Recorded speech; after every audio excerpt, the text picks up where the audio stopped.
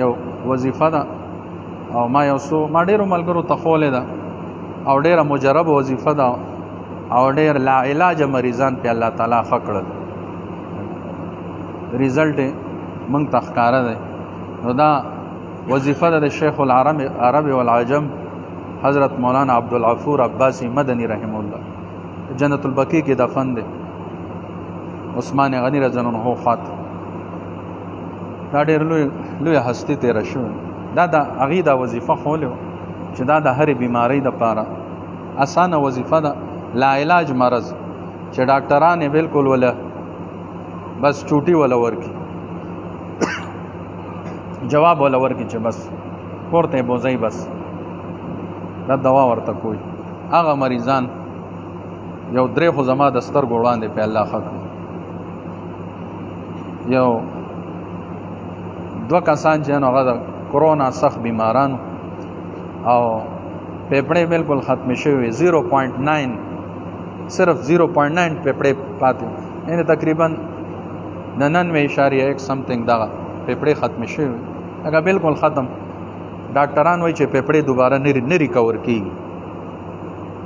هغې ولم دغه ورکړه 24 غنټې به ورته اکسیجن لګېدل. نو دغه هغه ملګري ته هم زه لاړم، دغه تپوس لاو ما ورته دا وظیفه ووایي، ما دا پابندۍ سره کوه، یقین سره یې وایه. هغه هم ښه یقین و په دې باندې، نیک سړی و، هغه یقین سره دا وظیفه شروع کړه.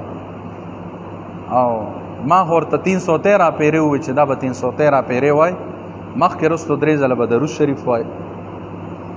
هغه خو به بس 24 غنټې به وي ټوله ورځ، په خوب کې به م ویاړم.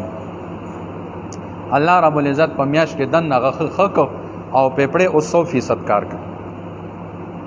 اوس هم ژوندی دی الحمدلله، ژوندی سره د ایمان نه دروغ وجود.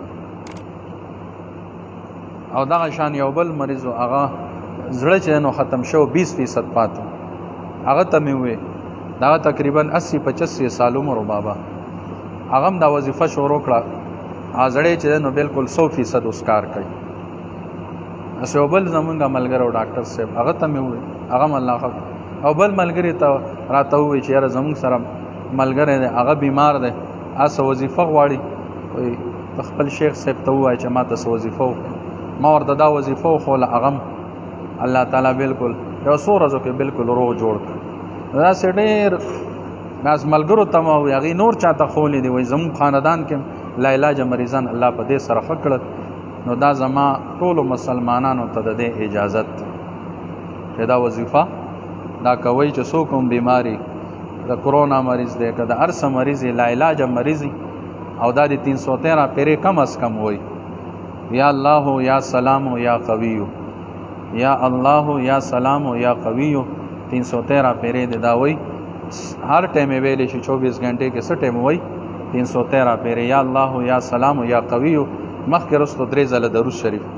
او ښه دا دی چې اوبو باندې دم کي او ټوله ورځ هغه اوبه څکي او په ځان باندې هم دا چوف کي، نو انشاءالله الله تعالی به وله روغ صحت ورکړي. کم از کم 313 پیرې، زیات نه زیات چې څومره هم ویلی شي.